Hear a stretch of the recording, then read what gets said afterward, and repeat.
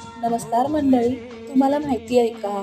प्रत्येक भाजीला ज्याची त्याची चव असते आणि त्या भाज्या वाफेवरतीच बेसिक मसाल्यामध्ये खूप छान होतात. भाज्यांची चव वाढवण्यासाठी ढीगभर मसाले घालून आपण चव बिघडवून टाकतो. त्यापेक्षा प्रत्येक भाजीची चव अशी बेसिक मसाले घालून वाफेवरती करून एकदा बघा. आज मी घेवडीची भाजी करत आहे.